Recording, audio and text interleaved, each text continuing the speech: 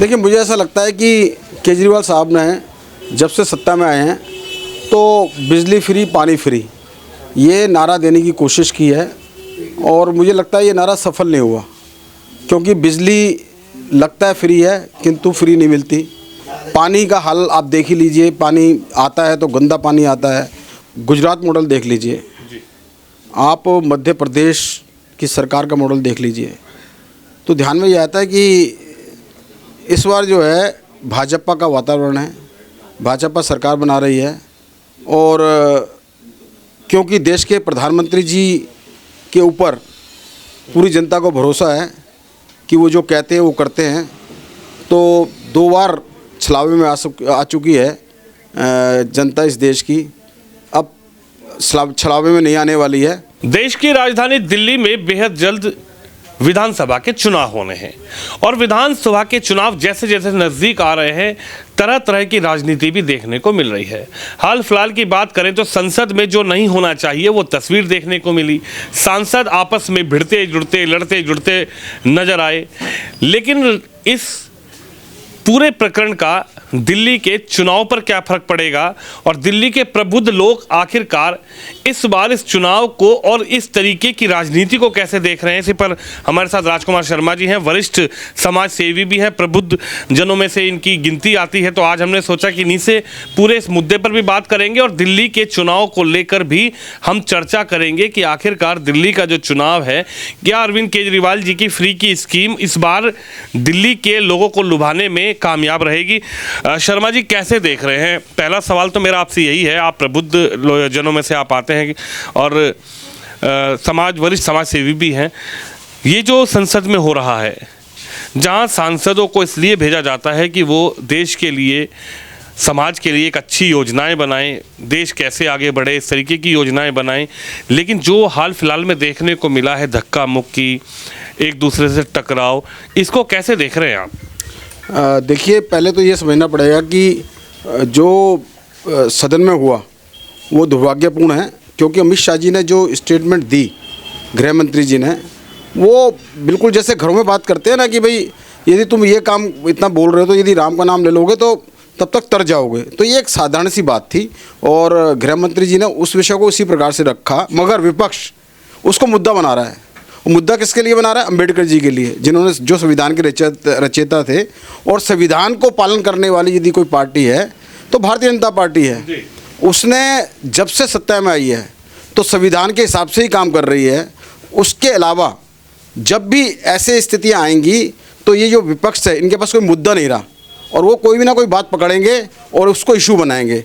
तो सिर्फ ये मात्र इशू बना रहे हैं। अंबेडकरवादी विचारधारा, अंबेडकर के सोच की विचारधारा बीजेपी ही इम्प्लीमेंट कर रही है। और बीजेपी ने इस प्रकार से समाज में जो गैप था जातियों के बीच, गरीबी अमीर के बीच, उसे पाटने का काम किया है और कर भी रही है।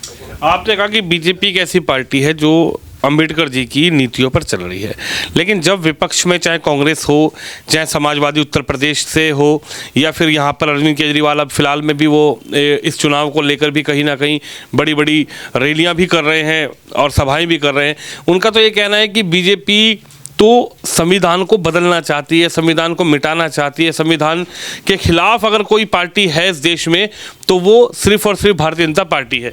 विपक्ष की इस पूरी नीति पर आप क्या कहेंगे?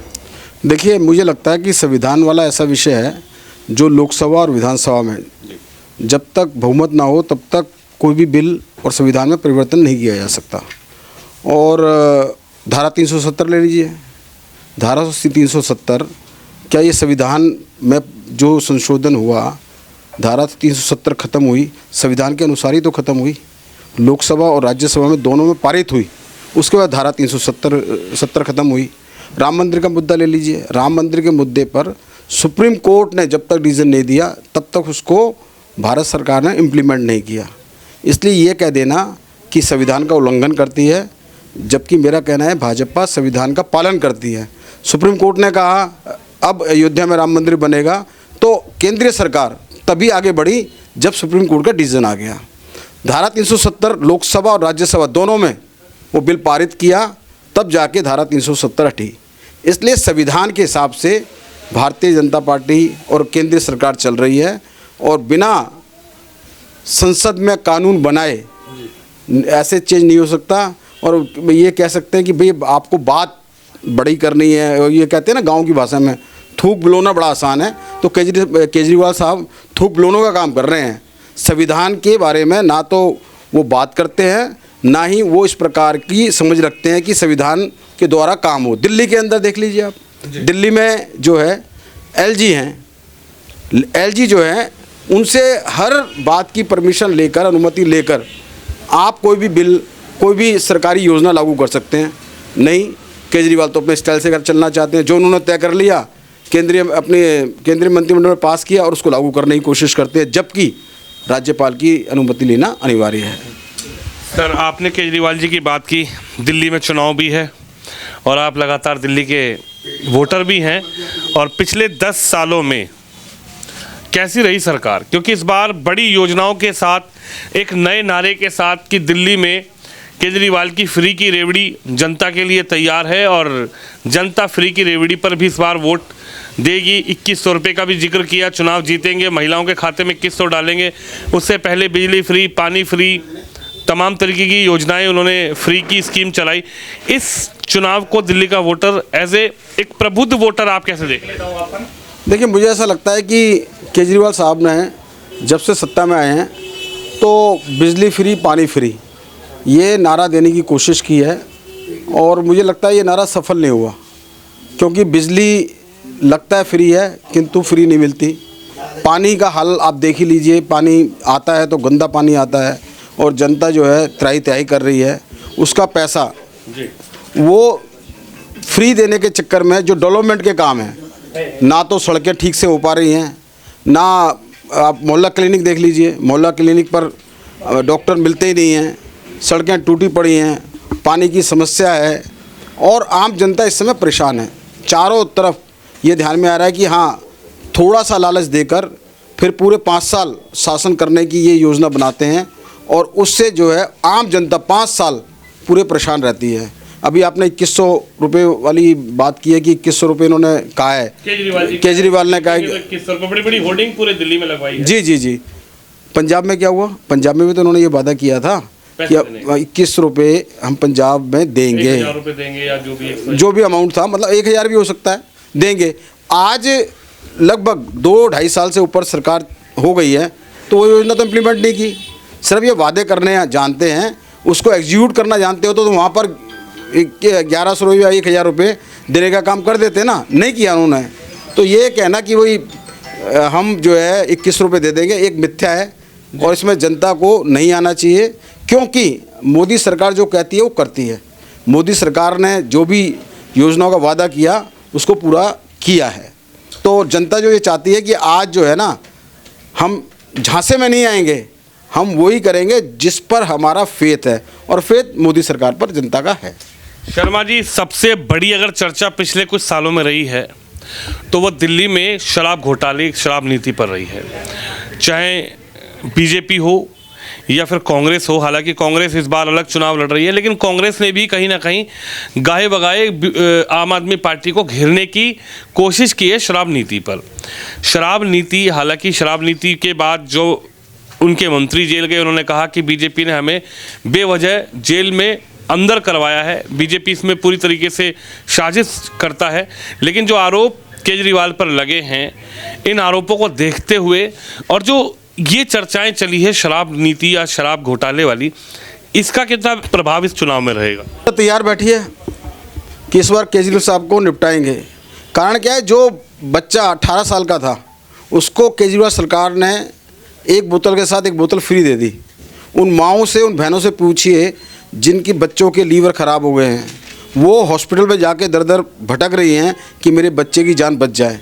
तो ये शराब जो नीति लाए थे उसका दुष्परिणाम ये हो रहा है कि माँ, बहन, पत्नी अपने पति के लिए, बेटे के लिए और अपने पति के लिए महिला परेशान हैं, हॉस्पिटल के दर दर ठोकरें खा रही हैं कि मेरे जो जीवन साथी है, मेरा बेटा है, मेरा भाई है, वो बच सके।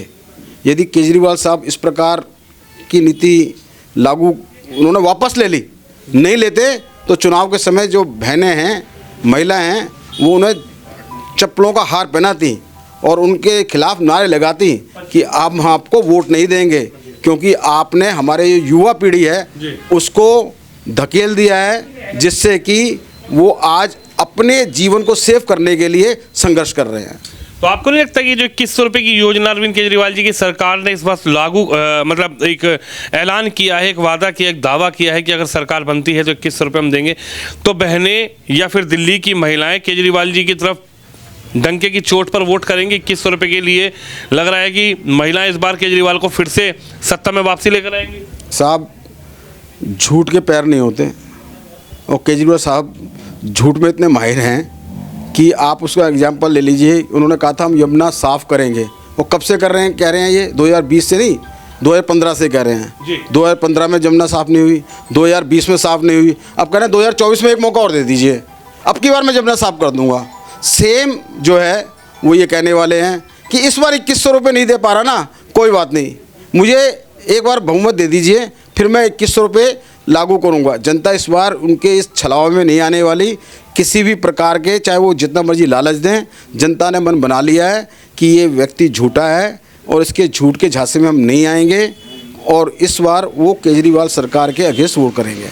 क्या लग रहा है इस बार किसको आप देख रहे हैं?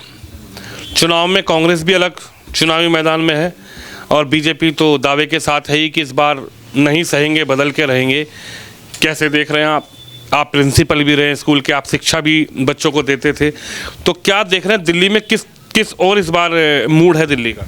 देखिए, आप ना गुजरात मॉडल देख लीजिए जी, आप मध्य प्रदेश की सरकार का मॉडल देख लीजिए, तो ध्यान में ये आता है कि इस बार जो है भाजपा का वातावरण है, भाजपा सरकार बना रही है। और क्योंकि देश के प्रधानमंत्री जी के ऊपर पूरी जनता को भरोसा है कि वो जो कहते हैं वो करते हैं, तो 2 बार छलावे में आ चुकी है जनता इस देश की, अब छलावे में नहीं आने वाली है और वो भाजपा को वोट देगी, केजरीवाल साहब को वोट नहीं देगी। लग रहा है कांग्रेस इस बार कुछ कमाल करेगी? कांग्रेस कमाल नहीं करेगी। कांग्रेस तो एक गलती कर चुकी है, 2015 में गलती की उसने, कुछ समय आई थी तब भी गलती की कि कांग्रेस ने मजबूत करने का काम जो है आपको किया है, और अब वो अपने अस्तित्व की लड़ाई लड़ रही है कि हमें 1 या 2 सीट मिल जाए उतना ही बहुत है, तो वो अपने अस्तित्व को बचाने की लड़ाई लड़ रही है। और केजरीवाल साहब चाहते हैं कि हम सत्ता में हैं, जो सत्ता से बहुत दूर हैं, और भाजपा जो है इस बार सरकार बना रही है। इंडिया गठबंधन अलायंस को आप कैसे देख रहे हैं? हालांकि इंडिया गठबंधन अलायंस इस बार अलग इस विधानसभा चुनाव में नज़र नहीं आ रहा। केजरीवाल एक बड़ी पार्टी है, कांग्रेस उससे बड़ी पार्टी है। इंडिया अलायंस गठबंधन 2024 में चला, केजरीवाल और मिलकर लड़े, लेकिन 25 के इस चुनाव में जो विधानसभा में होने वाला है, दोनों ने एक दूसरे से दूरी बनाई, अपने अपने प्रत्याशियों की लिस्ट जारी कर दी है। कांग्रेस के अलग प्रत्याशी हैं और पूर्व मुख्यमंत्री के बेटे संदीप दीक्षित केजरीवाल के खिलाफ चुनावी मैदान में है। कैसे देख रहे हैं? भाई साहब, ये तो मैं कह रहा हूँ ना, इंडिया गठबंधन है कहाँ? ये तो स्वार्थ की राजनीति कर रहे हैं, और इन सबका एक सपना था कि मोदी सरकार लोकसभा में ना आए, तो ये सारे जो थे, कहते हैं ना, बिल्लियों का समूह एक जगह इकट्ठा हो गया। अब बिल्लियाँ एक जगह इकट्ठी नहीं रह सकती हैं, उसी प्रकार से ये सिर्फ लोकसभा में अपने आप को उन्होंने प्रेजेंट करने की कोशिश की कि हम एक मजबूत गठबंधन है, जबकि जैसे ही राज्यों में गए वो जो है सारा बिखर गया। महाराष्ट्र का इलेक्शन देख लीजिए आप, जहाँ इनको मुँह की खानी पड़ी, सारे चुनाव इन्होंने लड़े, सब ने अलग अलग चुनाव लड़े। इसी प्रकार से हरियाणा में देख लीजिए आप, और अब दिल्ली की बारी है। दिल्ली में कांग्रेस और आप दोनों अलग अलग लड़ रहे हैं, तो ये तो एक जनता को मूर्ख बनाने का काम कर रहे हैं। गठबंधन ना तो था, ना है, और ना आगे रहेगा। आखिरी सवाल, राहुल गांधी की प्रेजेंटेशन कैसी रहेगी इस विधानसभा चुनाव में? राहुल गांधी जी को सीरियस कोई लेता नहीं है, मैं ईमानदारी से कह रहा हूँ। राहुल गांधी जी को सीरियस लिया होता तो इस समय दिल्ली में इतना बड़ा चुनाव चल रहा है, और वो कहते हैं ना गठबंधन है हमारा, तो गठबंधन होता तो केजरीवाल से बात करके कम से कम इकट्ठा मिलकर लड़ते, तो यदि उनका अस्तित्व होता तो केजरीवाल उन्हें वेटेज देते, तो राहुल गांधी जी का कोई वेटेज नहीं है। तो आप मान रहे हैं कि इस बार दिल्ली की जनता ने मूड बना लिया है, कई सालों से, कई वर्षों से दिल्ली की राजनीति से दूर, दिल्ली विधानसभा से दूर बीजेपी इस बार सरकार बनाने की ओर है और जनता मूड बना के बैठी है कि इस बार बदलाव करेंगे। बिल्कुल बिल्कुल, जनता ने मूड बना लिया है कि इस बार केजरीवाल को हटाएंगे और भाजपा को मजबूत करेंगे और एक सच्ची, ईमानदार, देशभक्त पार्टी को दिल्ली के अंदर काबिज करेंगे। चलिए, हमारे साथ राजकुमार शर्मा जी हैं, जो एक वरिष्ठ समाज सेवी भी है, प्रबुद्ध व्यक्ति हैं और जिनकी अपनी निजी राय है कि इस चुनाव को लेकर इंडिया गठबंधन की क्या प्रेजेंटेशन रहेगी, दिल्ली में फ्री की रेवड़ी पर कितना जनता विश्वास करेगी, या फिर अब की बार फ्री की स्कीम अरविंद केजरीवाल को सत्ता वापसी ला पाएगी, या फिर बीजेपी जो कई साल से दिल्ली से सत्ता से बाहर है, दिल्ली में सत्ता से बाहर है, अब की बार जनता ने मूड बना लिया है कि वो बीजेपी को सत्ता में लेकर आएगी। आपने राजकुमार शर्मा जी की राय सुनी, तो आप भी इस खबर पे, इस वीडियो पे अपनी राय जरूर रखिए, वीडियो को शेयर करिए और दिल्ली के चुनाव में आपका क्या कॉमेंट है, आप भी कॉमेंट बॉक्स में अपनी राय जरूर रखिए। कैमरामैन निश्चय के साथ विनोद शर्मा, दिल्ली कृष्णनगर विधानसभा।